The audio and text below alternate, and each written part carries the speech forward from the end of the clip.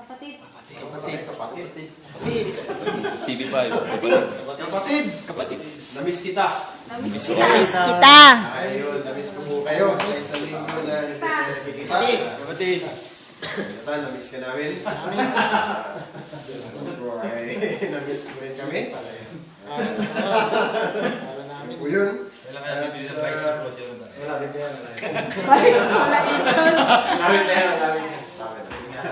Hindi, pwede may sakay sa buhay. So, salamat sa Panginoon at may pagkataon po tayo sa gabing ito na mag-fellowship. Amen. Napakahalagang bagay na mag-aaral sa kanyang mga salita na kanya pong nais na iparating sa bawat sa atin. So, marami po sa ating Kristiyano, yung word na sick, napapalitan ng si.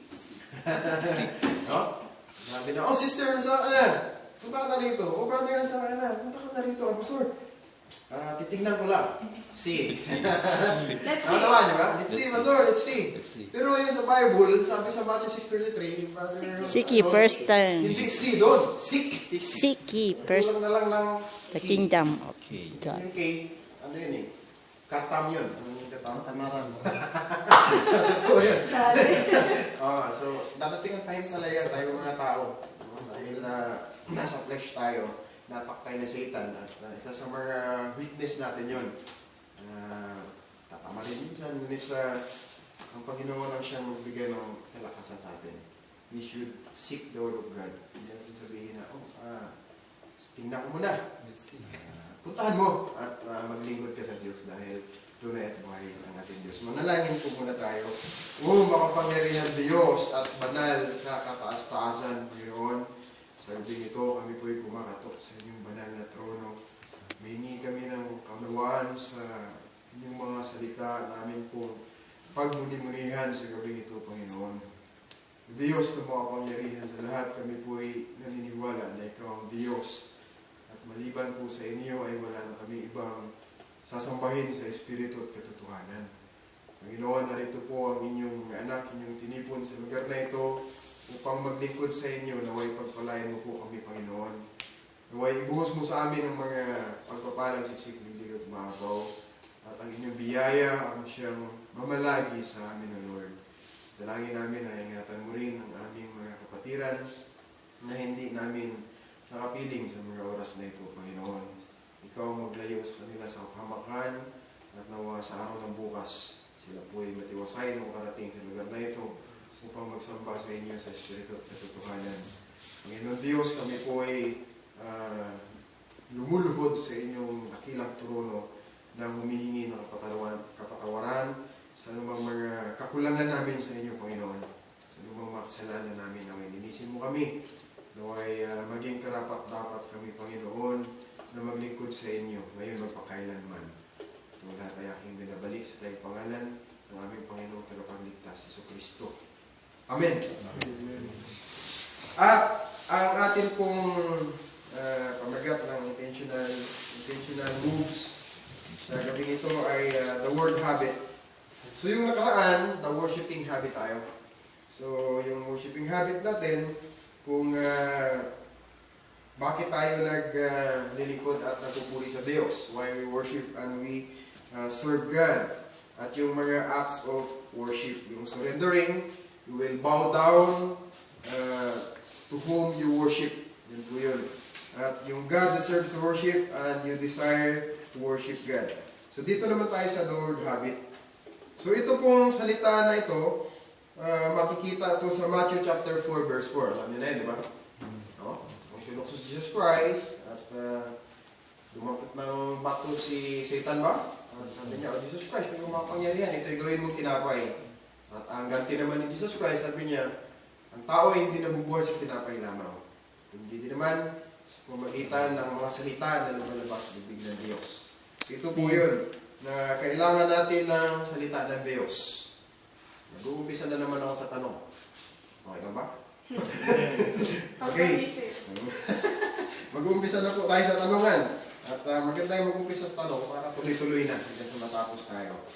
Gaano kahalaga ang salita ng Diyos sa iyo, Brother Jonathan? Call a friends today. Full of bread? Gaano kahalaga ang salita ng Diyos? Pasok.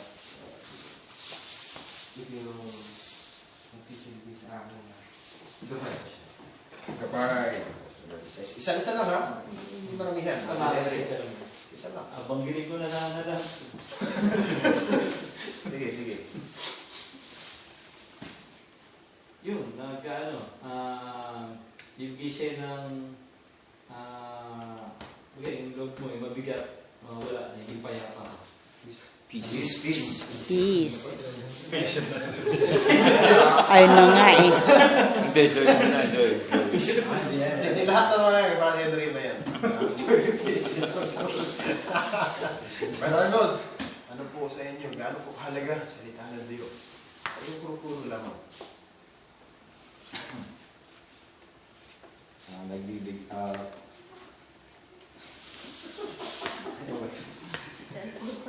Paano sa isipan natin? Kano yung lumabas? Ano yung lumabas? Sa halagang salita ng Diyos. Kasi minsan, hindi natin natatanong eh. May salita ng Diyos, makikinig ka, pero ano mahalaga ito? That's right. Mahalaga ang salita ng Diyos. Mas napapalapit ako kay Lord. Amen. Salita ng Diyos, mas napapalapit tayo. Closeness. Ikaw, Okay, closeness. Katulad ni David, sabi nga, the word is a lamp unto my path and a light unto my feet.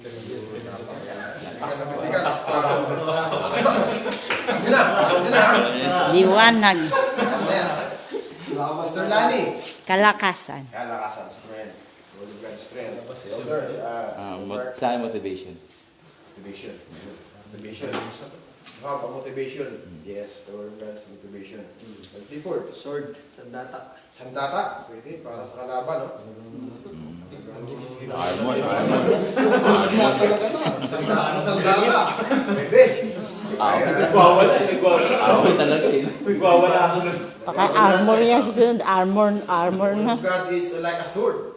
Sa Hebrews 4:12. Brother Edison. Sa akin, transformation, nakapagpapabago ng buhay. Ganda, no? Diyan. Sabi ni Paul, tuwindahan sa iligtas ng mga maraming pangatay. Yes, the word of God. Talagang pastor na pastor. Hindi na tayo napapagod. Bro, katausapin ko kayo ng Naalala ko lang. Sister Dodit, gano'n po kahalaga sa salita? Mahalagang salita ng Diyos para sa akin kasi doon ko na nakikita ang kasagutan sa mga katanungan ko na hindi ko masagot. Ano ba, Pastor, na may gumugulo sa isip ko tapos magbubuklat-buklat ako. Makikita ko yung kasagutan. Answers. Hindi ko na tanongin si Hilder, dahil alam niya na yan. Sagot na eh. All of the above na. Copy-paste na lang. So yun po, no? Napakaganda na malaman natin ang kahalagahan ng salita ng Diyos sa buhay natin. Kasi kung sa akin lang, alam ko na mula nung naglingkod ako, mahalagang salita ng Diyos sa akin sapagkat ito ay nagpapatibay sa aking pananampalataya noon at ngayon. Kung wala po ang salita ng Diyos sa akin, malamang ay nahinto na ako sa paglilingkod sa Kanya. Mula nung nag-aaral ako ng seminary, hanggat may panahon talaga ako itong salita ng Diyos, itong Biblia, katabi ko ito sa pagtulog. Minsan nga, si Mrs. nagagalit na eh. Pero hindi, dahil mahal ko ang salita ng Diyos at mahal ko ang Diyos. Good evening po, Brother Reed. Evening po. At ito po ang ating layunin, no? Na kailangan nating maintindihan ang kahalagahan ng salita ng Diyos sa pang-araw-araw natin na buhay sapagkat yan magbibigay ng disiplina sa atin kung paano natin ito basahin at kung paano natin pagmuni-munihan ang salita ng Diyos sa bawat araw. Yung salita ng Diyos ay siyang magbibigay sa atin ng kalakasan. And the Word of God will give us skill in doing what is right. Naintindihan niyo ba? Tama ba ako? Amen. Salita ng Diyos, gaya ng binanggit ni Brother Henry kanina, nandyan na lahat. Tama yun. Nandyan na lahat. Nakasulat na lahat, nakatala na lahat. Ang kailangan lang natin basahin, unawain, at isabuhay ang salita ng Diyos. Amen. So, kagaya ng isang bata na bago pa lang po siya pinanganak, kapag hindi siya pinainom ng gatas, ano pong mangyari? Mamatay. Mamamatay, iiyak. Hanggang sa mamamatay siya. Magkakasakit, pwede, no? Malnourished. Maaaring ma-hydrocephalus siya, gano'n. Hindi naman. Ang nalaman ng hydrocephalus. Walang gatas. Wala naman, diba? Wala, nasabi ko. Kasi gano'n. So, good evening po, Sir Jenny. You are missed by our brethren.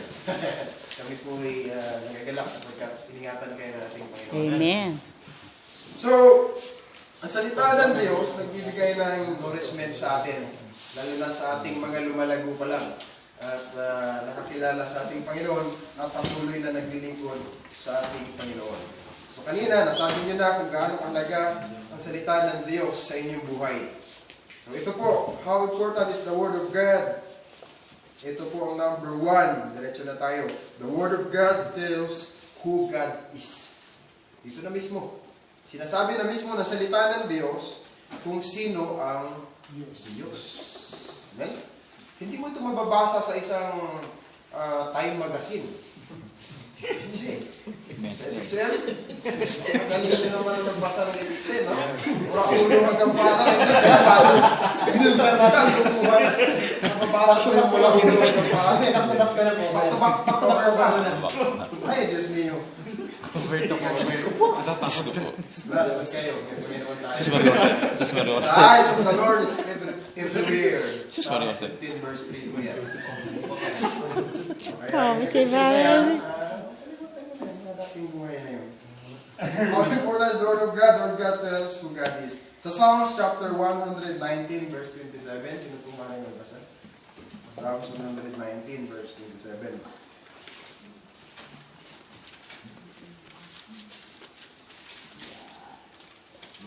Natin, ha? Anong verse? Ang lingkod mo ay 19:27. turuang masunod ang kautusan. Sa utos mong mapang-akit, ako na may mag-aaral. Mag-aaral. Sabi ni David, siya ay mag-aaral. So, dito sa salita ng Diyos, nire-reveal yung karakter ng Panginoon, yung katangian ng Panginoon. Kung kayo lamang ay maningas na magbasa, kung kayo lamang ay masipag magbasa, kilala nyo palalo ang Diyos. Amen. Sa salita ng Panginoon, mas lalo pang makikilala natin ang kanyang karakter, yung katangian ng ating Diyos. Kung binabasa mo siya, minimeditate mo siya, you will understand, you will have understanding that God becomes clearer. Ibig sabihin, maintindihan mo at mas malinaw mong makilala pa ang Diyos kung ang salita niya ay iyong pagmuni-munihan at iyong pag-aaralan. No? Yan po. The Word of God tells who God is. Pangalawa, the Word of God tells of what He has done. Tama, no?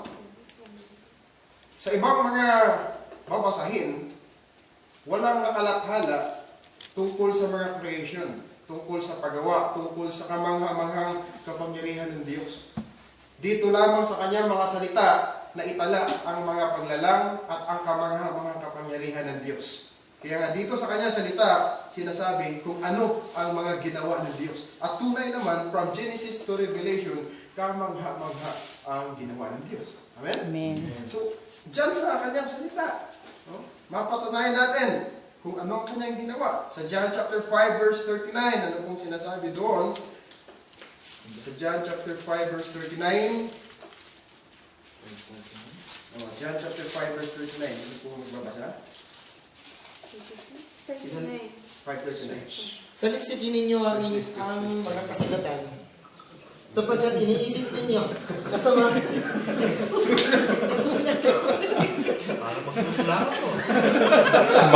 Mamadali. Mamadali eh. Paunado lang John chapter 5 verse 39. Saliksipin ninyo ang mga kasagatan, sapagkat iniisip ninyo na sa mga yaon ay mayroon kayong buhay na walang hanggan. Amen. At ang mga ito'y siyang nagpapatotoo tungkol sa akin. Amen. Salita ng Diyos ang siyang nagpapatotoo sa buhay ni Kristo. So, kapag saliksikin natin, kapag pinag-aralan natin ang salita ng Diyos, naisip natin, malalaman natin na tayo'y may buhay na walang hanggan. Amen. Magandahan ito. Napag-aralan natin, hindi lang pag-aralan, natutunan natin, at kapag natutunan natin, pinahagi natin, at sinasabuhay natin ang salita ng Diyos. Psalms chapter 119, verse 26 hanggang verse 27. Sa Salmo pa tayo ulit. 119, verse 26 to 27. Sino ang maaaring magbasa? 119. Psalms 119, verses 26 to 27. I have declared my ways, and thou heardest me. Teach me thy statutes. Make me to understand the way of the precepts. So shall I talk of thy wondrous works. Amen. So, ang salita ng Diyos, naglalaman niya ng mga records na anong ginawa ng Diyos noon sa creation at sa hanggang buhay ng ating Panginoong Kristo. Nakakalaman dito. So, systematic po ang salita ng Diyos. Mula Genesis hanggang Revelation. Nauna ang Genesis at matatapos ito sa Revelation. Nakakamanghang isipin na itong Old Testament at New Testament, napakalayo po ang agwat nito. No? Yung Old Testament, sinulat ito, may agwat siya ng 1,500 years. Pero kamanghang isipin na nagkakaroon sila ng harmony. No? Connection. Kung mabasa mo sa Isaiah, magkakaroon ng isang manganganak na birhen at ang kanyang anak ay magiging tagapagligtas. Isipin mo, 1,500 years bago pa ito mangyari at natupad ito sa aklat ng Mateo. So, napakamangha ang salita ng Diyos sapagkat ito ay nagsasabi ng mga bagay na ginawa ng Diyos. No? Na kung sa mga magagaling na scientist, hindi nila nagagawa yun. Wala pang nagagawang prophesy sila na natutupad. Tanging ang salita pa lamang ng Diyos ang nangyayari. At Amen. tunay na mangyayari Praise the Lord. ang salita ng Diyos. So yun po, ang pangatlo, the Word of God tells of what He wants. Sabi nila, ano bang kalooban ng Diyos sa buhay ko? Nagtataka ba kayo? Minsan nagtatanong din kayo, di ba? Amen. Panginoon, bakit ba ginanito mo ako? Mm. Ano ba talagang kalooban mo? Pero, ang salita ng Diyos, yun yung kalooban niya sa buhay natin. Nanawanin mo ba? Mm. Yung kanyang salita na sinasabi rito, yun ang sundin natin, yun po yung kalooban ng Diyos. Sapagkat yung salita ng Diyos, siya po ay magbibigay ng kabutihan sa atin. Anigurado ito. Ang salita ng Diyos, kapag sinunod natin, sinabuhay natin, yan ang magbibigay ng blessings natin, magiging mature tayo sa paglilingkod sa Kanya, magiging fruitful tayo sa ministry, at magpapatuloy tayo sa gawain ng ating Panginoon. Amen. The Word of God tells of what He wants. Psalms chapter 139, verse 16. Magbasa po tayo ng magbasa ng mga salita ng Diyos, sapagkat word habit po ito. Salita ng Diyos ang ating pinag-aaralan. 139 verse 16. Ako iyong nakita na hindi pa man sumisilang. Batid mo kung ilang taon na ang haba ng aking buhay. Pagkat ito'y nakatitik sa aklat mo na talaan, matagal ng balangkas mong ikaw lamang ang may alam. Amen. Ang Diyos ang may alam. Kamangha-mangha ang salita ng Diyos. Sa kanyang salita nakatala ang buhay ni David at siya ang may alam sa lahat ng mga bagay. Pang-apat, the Word of God is where the promises of God are written. Magandang gabi po, Brother. Yan. Magandang gabi po.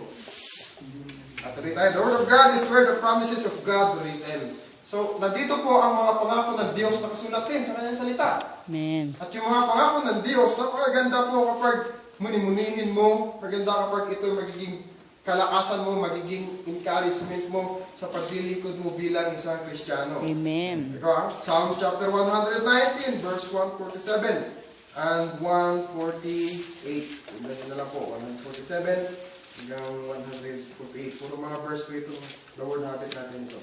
Ang sabi dito sa 147, ako'y napauna sa buong liway ng umaga, at dumaing ako'y umasa sa iyong mga salita, ang mga mata ko'y nanguna sa mga pagpuyat sa gabi, upang aking magunita ang salita mo, sabi ni David. Napakatindi ni David, ano? Hindi natutulog. Walang siguro ako ba, adik ba ito si David? Talaga naman. Sabi niya, ang mga mata ko ay nanguna sa mga pagpupuyat sa gabi yung aking maglita ang salita mo. Kanya niya kamahal ang salita ng Diyos. Bagan si David. Sa bagay, si David ay hari. Kaya wala siyang pungjang. Wala siyang amo. Wala siyang kay Batsipa. Wala eh. Hari siya eh. Ngunit matindi ang kanyang pagnanais na malaman ang salita ng Diyos. Yung kanyang compassion, yung passion niya sa salita ng ating Panginoon. So, yung salita ng Diyos, the Bible offers a great wealth of God's promises. Yung eternal life pa lang. Eternal life pa lang. Napakagandang isipin na yan. Yung buhay na walang hanggan, na makapunta ka sa langit, na hindi ka mapunta doon sa impyerno. Napakagandang pangako na ng Diyos sa buhay natin yan. So panglima, the Word of God is a covenant between Him and us, His people. Alam niyo ba yung covenant, no? Sa 2 Chronicles chapter 34, verse 31. Yung kasunduan pala natin. Yung kanyang mga salita. 2 Chronicles chapter 34, verse 31.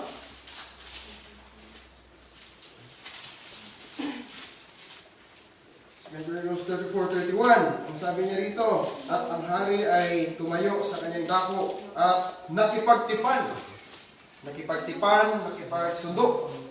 Oh, parang napakalalim nitong nakipagtipan, parang nakipag-shot ha. Nakipagsundo, mayroon siyang kabinan. Nakipagsundo sa harap ng Panginoon upang lumagad na ayon sa Panginoon at upang ingatan ang kanyang mga utos at ang kanyang mga patutuo at ang kanyang mga palatuntunan ng buong puso niya at ng buong kaluluwa niya upang tuparin ang mga salita sa tipan na nasusulat sa aklat na ito. Napakaganda na ang salita ng Diyos po ay magiging tipan natin, magiging kasunduan natin. Tayo at ang ating Diyos. Amen. Ganda, no? Ito'y tinatawag na banal na kasunduan. Covenant. Oh, Holy Covenant. At ang pang-anim, the Word of God gives principles that can be applied to day-to-day life. Day-to-day life ito. Psalms chapter 32 verse 8. So, ang sabi dyan, ang salita ng Diyos, no? Sa pang-araw mong buhay, siya mag-guide sa'yo. Magbigay ng principles kung anong gagawin mo sa iyong pamumuhay. Last na po, Psalms 32 verse 8. Sige po, sino na una? Maraming pakibasa at malapit na tayo tapos. Ang sabi ni Yahweh, aking ituturo ang iyong daraanan. Ako ang sa iyo'y magbigay payo. Kita'y tuturuan. Amen.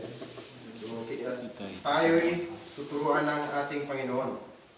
Sabi ng Panginoon, I will instruct you and teach you in the way you should go. I will counsel you and watch over you. So, hindi ko man kayo nakikita araw-araw, hindi nyo rin ako nakikita araw-araw. Tama ba? Amen. Ngunit ang Diyos, nakikita tayo araw-araw. Amen. At in-instruct tayo ng Panginoon at tinuturuan tayo ng Panginoon. Amen? Amen. Nagkasala tayo, tinuturuan, tinutuwid tayo natin, Panginoon. May mga bagay na minsan na ina-acknowledge natin yung pagtutuwid ng Diyos. Kasi buhay siya. Hindi tayo tinituwid ng Diyos, sabihin walang Diyos. Ngunit may Diyos, iniingatan niya tayo, tinuturuan niya tayo, pinapayuhan niya tayo, tinitingnan niya tayo. Saan man tayo naroon? Yan po ang gandaan. At panghuli po, the Word of God is your roadmap to success. No? Roadmap? Naniwala pa kayo ron? Amen. GPS. May GPS tayo. So, marami mo mga bagbasahin ngayon. Ito pa rin ang salita ng Diyos, ang pinaka-precious sa lahat. Amen. Babasahin, ang dami ng salita, tatanong-tawa eh.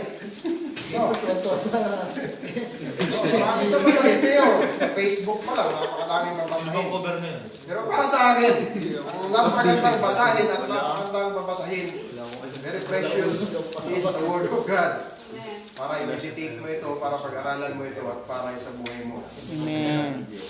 So, roadmap to success po ang salita ng Diyos. Kung gusto mong maging successful, kung gusto mong maging prosperous, basahin mo yung Joshua chapter 1 verse 8. So, alam niyo na ba yun? Joshua chapter 1 verse 8. Tayo pagpalain, tayo maging successful, pag tayo patuloy na nagde-depend sa salita ng Diyos. Siyempre, magsumikap din tayo. Amen? Hindi naman pwedeng malaglag yung bayabas na lang ang kainin mo. Ano kahilo? Huwag kaya siya na malaglag. Siwal tamad. Ibig sabihin lang, tinuturuan tayo ng Panginoon kung paano tayo magkaroon ng blessing, kung paano tayo mag-success. Ito yung roadmap natin sa paglilingkod natin bilang mga Kristiyano. Amen. Sabi ng pastor, most ano ito, most ano lang, walang tigil ang rating ito eh. Ito yung most number one selling Bestseller. bestseller. Walang tigil ang rating ito. Selling book. Simula nung nag-bento, nag-bento. Naisulat ko, diretso na. Hanggang ngayon. Kung may nakapanood po sa mga Kristiyanong mga Chinese, Grabe na, nakaka-bless. pagka bukas nila sa Biblia, halik na lang talaga. Mag-iyak. Kakuha pa lang na ano eh. Oo. Pagkakuha pa ng Biblia. Bestseller. Ganun sila, Iyak no? talaga sila. Oo. Sana ganun din tayo. Na talagang kung pagbukas mo sa Biblia, tago.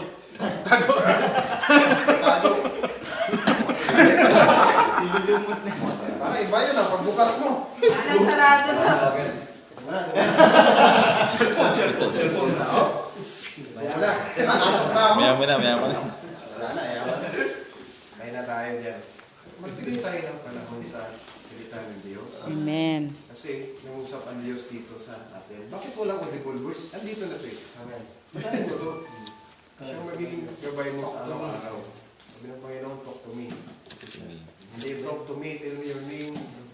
All the same. Talk to God. Katok. God will show wonders to you. Call unto me, I will answer thee. Show marvelous things. Okay po, sa gabi nito, sana po ay pinagpala tayo ng Panginoon. At huling ano pala ngayon, ano? Week na month? Dapat may ano pala tayo. Ay, tutulog eh. Para makabawi yung... Dapat yun! D!